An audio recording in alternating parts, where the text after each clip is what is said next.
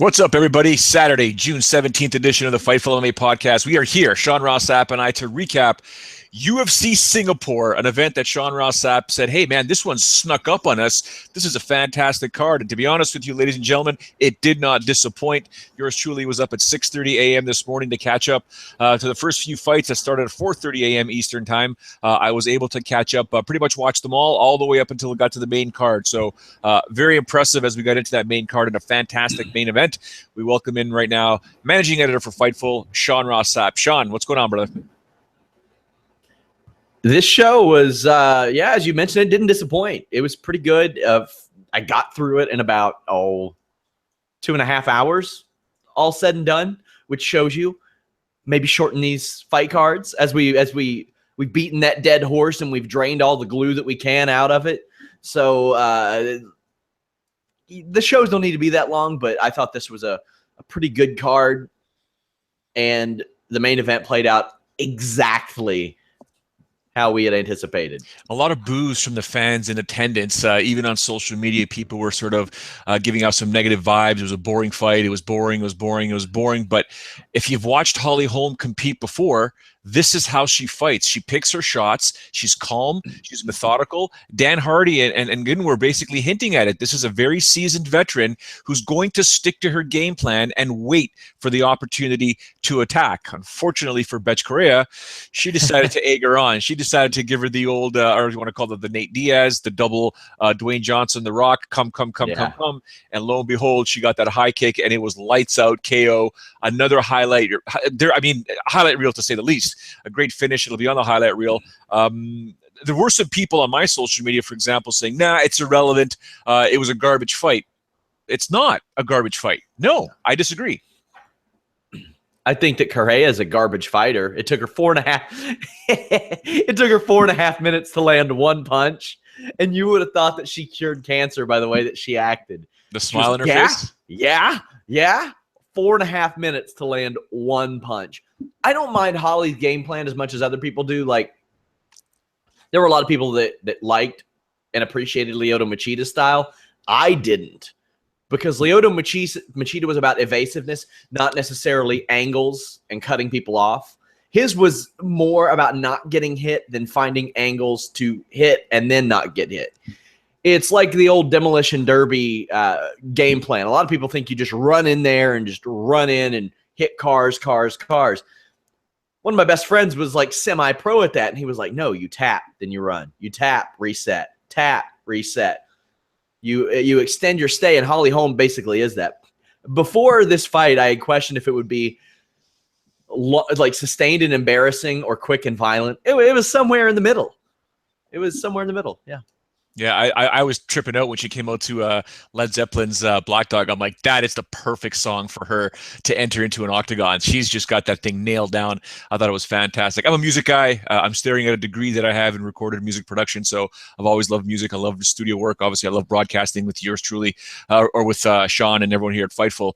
I just thought, Holly did a fantastic job on the fight. But I thought to myself, there's something that I created a while ago. It's been taken by other sites. It's just the way it is in the game. A long time ago, I created there was a feature on my TV show called 3 Stars.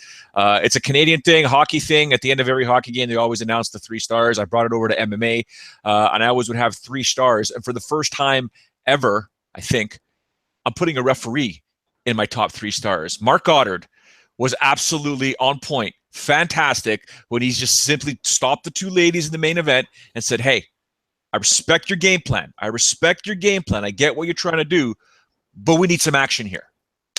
Completely with him, yeah.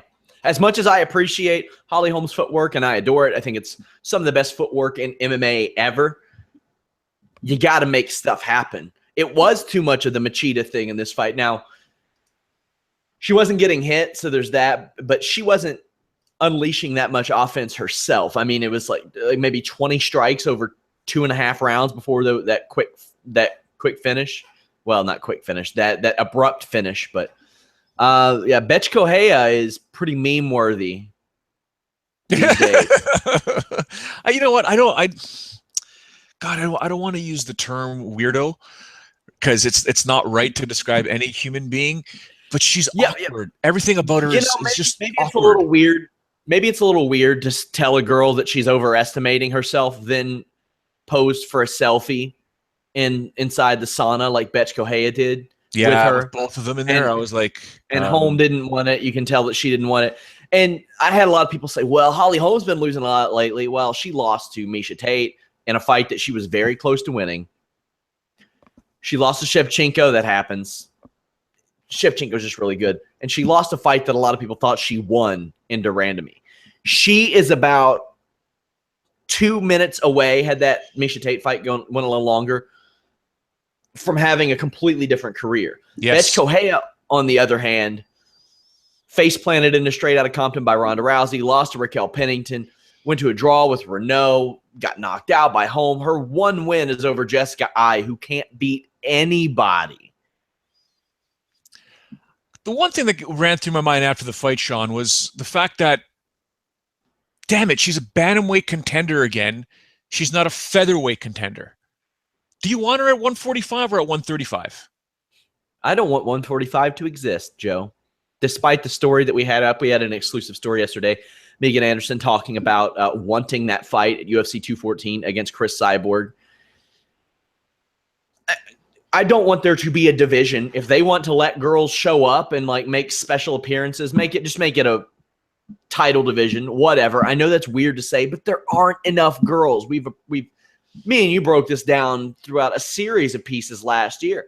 There just aren't enough girls. If they want her to fight Chris Cyborg at 145 down the line, hell yeah, let her do it.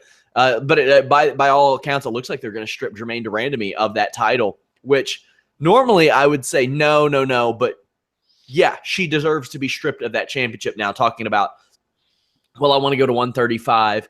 Well, I don't want to fight Cyborg because of this, that.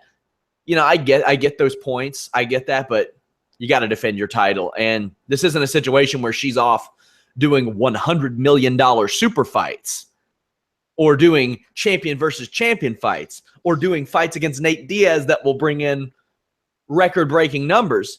She's sitting on her ass. It makes no sense. So, yeah. Yeah. So I kind of understand what you're saying. I really do. I do think there is the availability to have fights at 145 for many of these ladies. I just, something about me, I really wish Cyborg can fight for the title. Forget about everything that's happened outside of the octagon and whatever with the PEDs and stuff like that. The bottom line is she's a fantastic fighter. I would like for her to one day go down and say, hey, you know what? I was a UFC champion. I don't know if deserve is the right word or the right thing. She is a demolition. You mentioned demolition derby. She's a human demolition derby whenever she competes. Yeah. She is absolutely a killer, a monster when she competes. I would like to see, maybe I'm being biased, Sean, because I've known her. I've spent, whatever amount of time with her, wherever, Big Bear, Vegas, even in Japan. I don't have any ill will towards her, even though she's done bad things or she shouldn't have did the PEDs and stuff like that. And, I guess people are happy that she punched out Magana, which is another story altogether. Yeah. But I just, I think there are options. I think if there's it's weird that you mentioned if you want to have these kind of super fights at 145, make Cyborg the champion and your super fight Cyborg. The thing is, had she not been Chris Cyborg, I wonder how a lot of this stuff would look to people. If a fighter had failed a drug test, and then a fighter failed another drug test because they failed to get the retroactive TUE, and the fighter punched out somebody 3 weight classes below them, and the fighter said, oh, I'm going to drop down for this super fight. I'm going to do it. Allowed the UFC to pay for a nutritionist, then said, nah, I'm good. I wonder how different that would look if that were a different fighter. But ultimately, they've already started that division, so give Cyborg the damn fight. Whatever. Yeah, if you guys are tuned in right now, by all means, top right of your screen, live chat. We love hearing from you guys and girls. Give us your thoughts on a bunch of things there. I think they're already saying are you guys saying send Correia to Bellator, or you're saying send Cyborg to Bellator and or Ryzen? I should find a way to screw it up. Who, Cyborg or Betch? Okay. Oh, Betch. Yeah. She'd find a way to screw it up.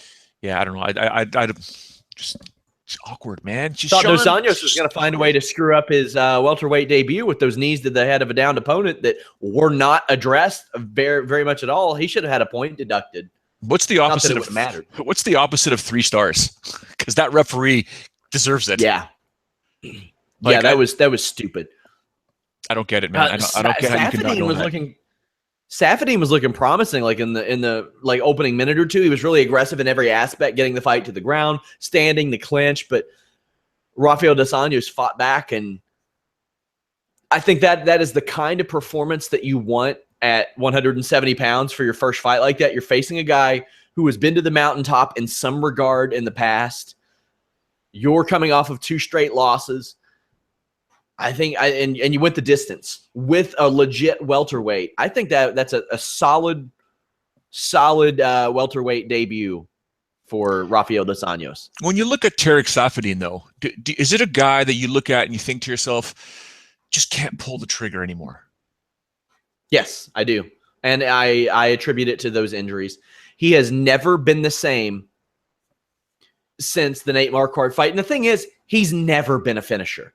He's never, ever, ever, like, I don't want to say never. Since he got to the levels of, like, Dream and Strikeforce and the UFC, he's never been a finisher. I think he knocked out Nate Moore, like, 7 years ago. Other than that, he doesn't have a finish since before then, since 2009. So he's never been the type of guy who's going to put somebody out. But I just remember him dominating Nate Marquardt, just, like, piecing him up. We don't see that anymore. And even then, his UFC debut, they waited a year for it. That was a great fight too, against Lim. Yeah, but he's just not that guy anymore. And it's crazy because he's only 30. So you wonder, like, man, did all those decisions catch up to him? That's something that you'll hear me talk about a lot, is those cage miles. I think those maybe caught up to him. Huge, man. Mileage is definitely huge. It happens. It doesn't just happen in the cage or in the ring. It happens in training. Some of these guys, they used to do 2-3 times a day. They would train nonstop, rest. I think the bottom line is the human body can only take so much, whether you're an elite athlete or not.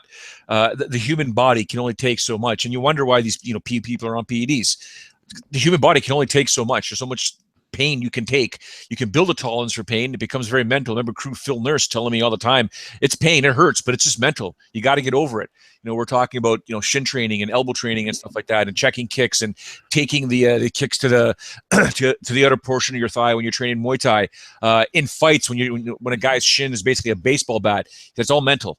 It's all mental, but there's only so much the human body can take. And when you're a professional athlete, who's the kid I'm thinking about from Alberta? Jordan Mean. Been fighting since he was so young, and it's still at such a young age can no longer compete with guys his own age because his mileage, the amount of abuse, he's probably not abuse, but the amount of hard training and fighting he's done at such a young age eventually caught up to him while he technically should be in his prime. I'm with you, man. I'm with you. Now, this is going to be a recurring theme on this show. You think Tarek Saffiedine's done in the UFC? He's lost 4 or 5, lost 3 in a row. He is not the type of guy that puts on exciting fights, but he is the type of guy that Bellator would love to add to that welterweight division. They would just love to do it. Yes, except that, well, to answer your question, I believe he is done. His time with the UFC is likely done. He's probably going to get cut. Bellator would love to have him, but the guy I believe you said, and I'm not sure if this is not verbatim or a quote that you mentioned, but a guy that took his soul, Rory McDonald, is there. Does he really want to go and fight Rory again? Most fighters do. No. Well, there are plenty of options. Like, MVP apparently isn't going to fight till next year. I don't know what the hell's up with that guy, but that's a guy that could make Tarek Saffiedine fight or embarrass him along the way and make a little bit of a name for himself. Even Paul Daly will make him fight. There's a lot of guys. That division's really good. Michael Chandler told me just 2 days ago, we'll actually play the audio of that interview on Tuesday's Holy Smokes podcast. He told me he wants to fight at 170. Really? He said he maybe wants to defend that title and move up because he sees all these marquee names there. And Michael Chandler's no dummy, man. He wants to fight at 170.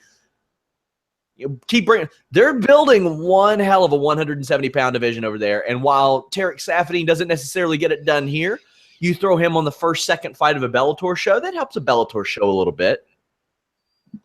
Interesting. Chandler wants to move up because he's a small guy. He's big for 155, but he's probably Yeah. small for 170. But like you said, there are some. Arlovsky heading there? Is Arlovsky heading there? Yeah, I think so. Andre Arlovsky. I mean, before we get to that fight or the analysis of that fight, let me ask you this: in your mixed martial arts training, have you ever done ground and pound heavy bag drills with the timer and the Yeah. yeah? How often do you guys go? 2 minutes, 3 minutes, or five? It depends.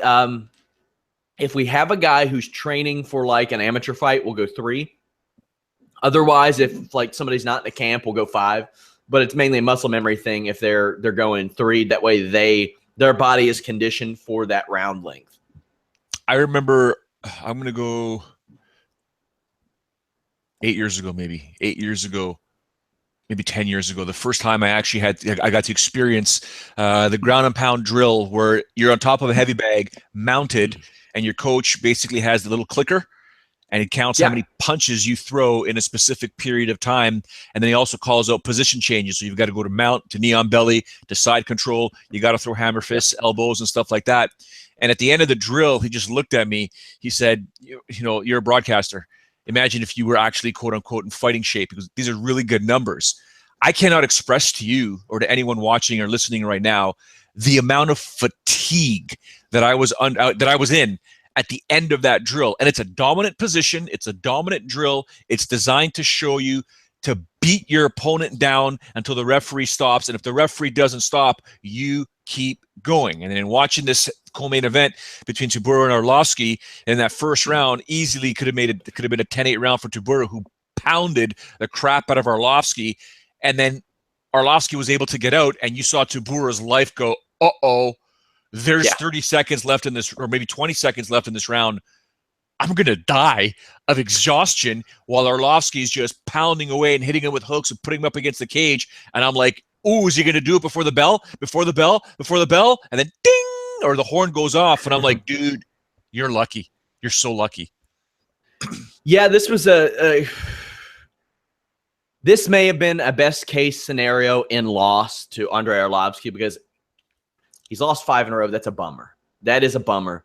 But whoever he takes his services to now will be able to say he doesn't necessarily have a glass jaw because he took a lot of punishment from Tybura, and he's going to get an offer, whether it's from Bellator, whether it's from Ryzen, whether it's from One. I'm sure they would like to have him back. Maybe they can run a 7-10 Sylvia fight or something like that. But Tybura is one of those emerging names. We'll talk about Walt Harris in a bit, but 1-4-5, 1-3 in a row. I've got a feature coming out. I was going to release it this week. I'm going to release it next week now. But there are some emerging names at heavyweight. And Tybura is 31. Crazy to say only 31, but this is the heavyweight division. So he's got a good 5-6 years to really of prime there, maybe, if he can avoid getting KTFO'd. Yeah, guys, thank you very much if you're on the live chat. For everyone who's tuned in right now, listening in, it's going to be an abbreviated podcast. We'll probably go to about 2 p.m. Eastern. So we have 11 minutes to go. I want to get to Walt Harris, like you said, in a moment, but we'll finalize the main card right now. Colby Covington, or Chaos / The Heel, goes off in his post-fight interview, takes out Dun Young Kim, 30-25, 30-26, 30-27. A pretty damn good performance. People said it was boring. It wasn't boring, man. This is methodical. This is how the guy fights. He's not ready for a title shot. It's a very deep division. But him and Masvidal, 2 against the world, I love that angle, man. These two guys are causing strife. And he says that he would break his teammate Tyron Woodley in half, which I think is cool, super cool. Welterweight is another division where that 10 to 15 is just bubbling, Joe. Saffiedin's about to get the hell out of there. He's gone. Matt Brown probably get bounced from the top 15. Colby Covington will be in there. But you got a Leon Edwards. You have a Ponzinibbio. You have a Kamaru Usman. You got some names there that are about to emerge that are like, you look at and you're like, yeah, that's not too bad. You see it at lightweight. You see it at welterweight. You see it at heavyweight. You see it to a much lesser and scarier, like, as worrying about the future degree at light heavyweight, because a lot of these guys you don't know. But what a win. I didn't think that could be done to Dong Hyun Kim. I really didn't think that he could just be drowned in the manner that he was. He was dominated. He was dominated. Again, this could be an age thing. His mileage. He's done his time. He's done a fantastic job competing in the UFC. But these guys that come up. Yeah, going in this fight, Kim had won like 7 of 8, won 3 in a row. So they're going to keep him around for these shows. You know what I mean? They're going to keep him around to throw on the Singapore show, to throw on the Japan show, stuff like that. But as I had mentioned, like a lot of these fights looked like they were constructed to get somebody a win. On the prelims, those all backfired. Justin Scoggins lost after he dominated. Like at this point, I'm sitting there wondering if he's a bust or not, because he looked so good before that. And this happens all the time. Win 2, lose 2. Win 2, lose 2. Then you're bang on with that, Sean. I think you're bang on with that, because I'm sitting there watching this fight and I'm like, dude, are you a bust? You're right. He's 25. He just turned 25. This is the time. That 25 to 28 years old thing is when you see guys. That's what I think is the true prime of MMA.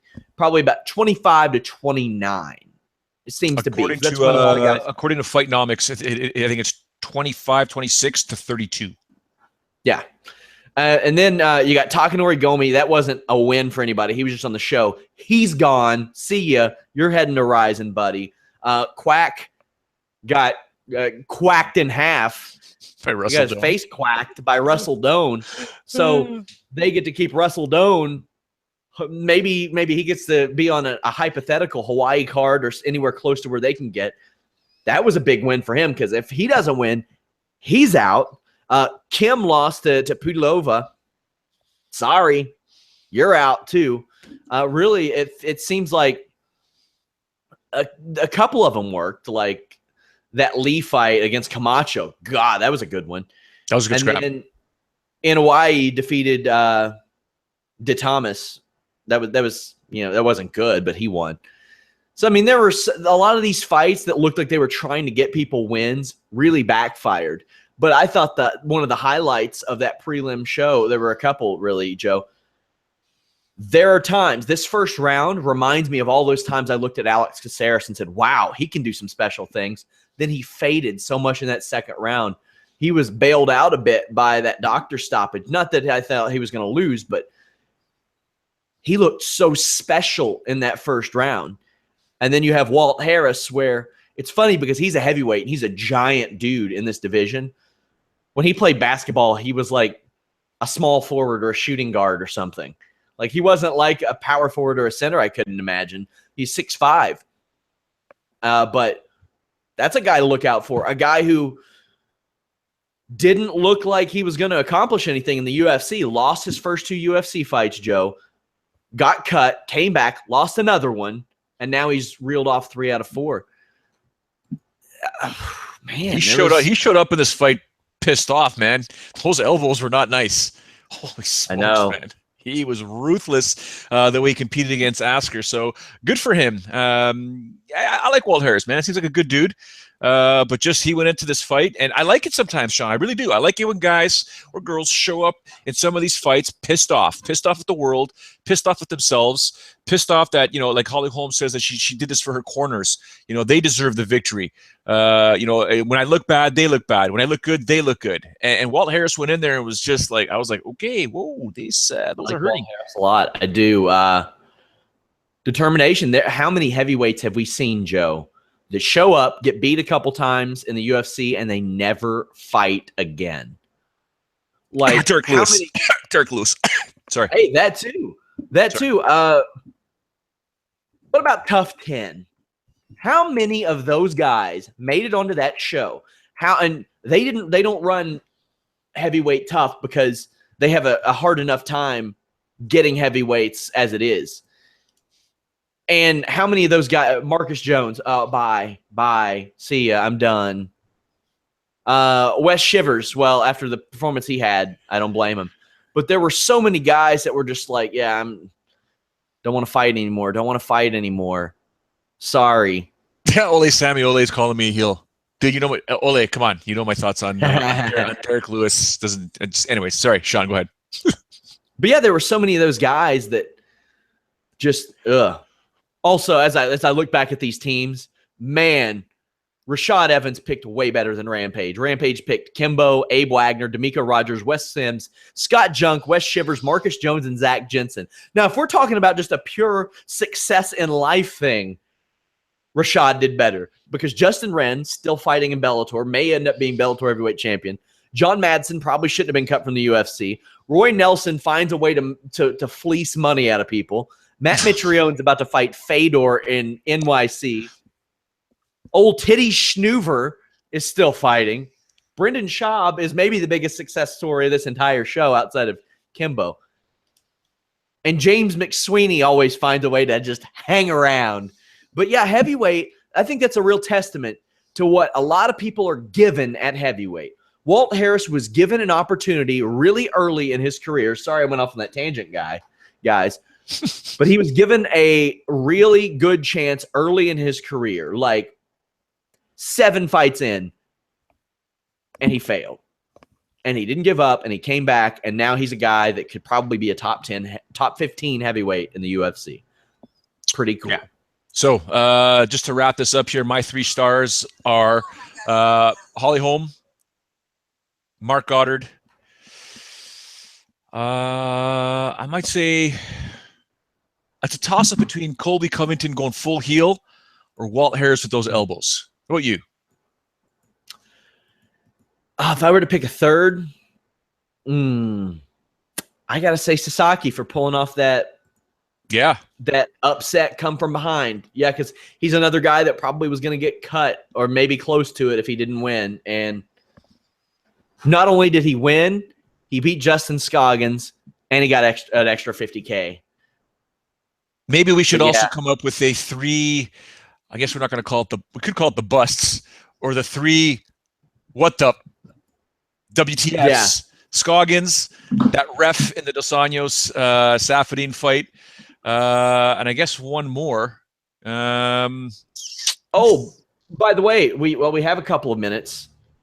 Chris Van Heerden or Von Heerden, whatever, released that video of him boxing Conor McGregor because he was trying to keep himself relevant and says, he won't be able to touch Mayweather. Now, that may be the case, but Brendan Schaub hopped over on Instagram and he shut that shit down. He was like, listen, I train with Chris. They were supposed to just be in there doing movement drills and messing around a little bit. And he was like, cool. I was at the gym. I was told about it.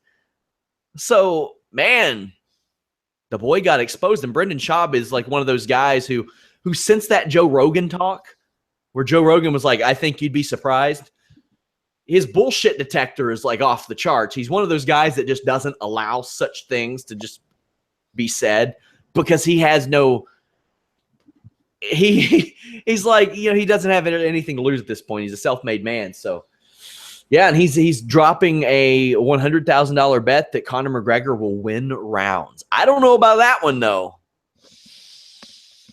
Will win rounds? Yeah.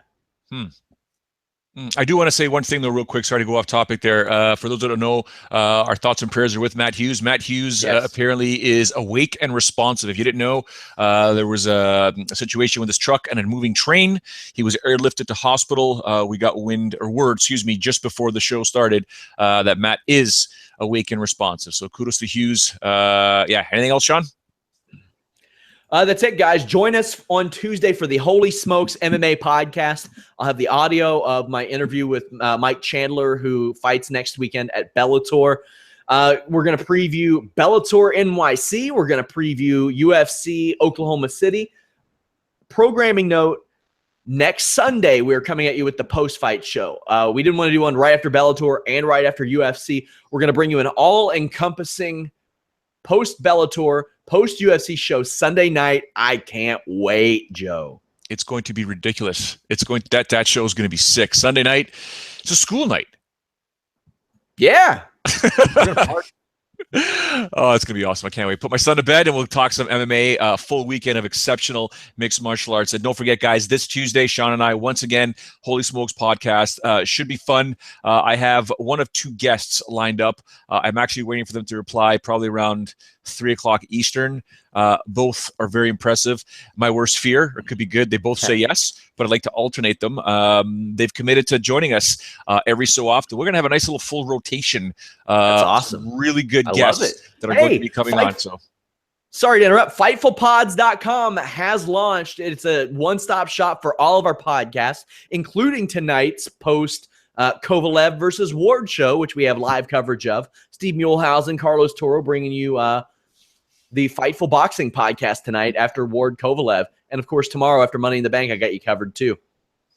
But yeah, Fightfulpods.com. Like, subscribe, all that good stuff. Share it, ladies and gentlemen. Share it with your peeps. Thank you, everyone, for tuning in live, especially on the live chat. Thank you to everyone on Stitcher and iTunes that are listening to this a little later after we are live. But we do want to thank you. Don't forget, Tuesday, once again, Holy Smokes Podcast, yours truly, at Showdown Joe on social media, at Sean Ross Sapp on social media, at Fightful, and as well as at Fightful MMA. We thank you very much for joining. This guy is about to head across the city, Sean Ross Sapp, to take care of some business. What's your rest of your Saturday looking like? Going to a wedding. Sean Ross Sapp goes to weddings and he doesn't drink, ladies and gentlemen. So I don't know how much fun he is. You bringing a cat with you? Am I bringing a cat with me? Kelly How Malone. many cats am I bringing with me is the question. I love it. I love it. All right, guys. Thank you very much for tuning in. We appreciate it. We thank you for always enjoying us creating absolute. We're debacle. We're just make a mockery of intelligence, and we'll continue that on Tuesday, 3 p.m. Eastern. Holy Smokes podcast, guys, girls. Thank you very much for tuning in. Until then, ciao for now.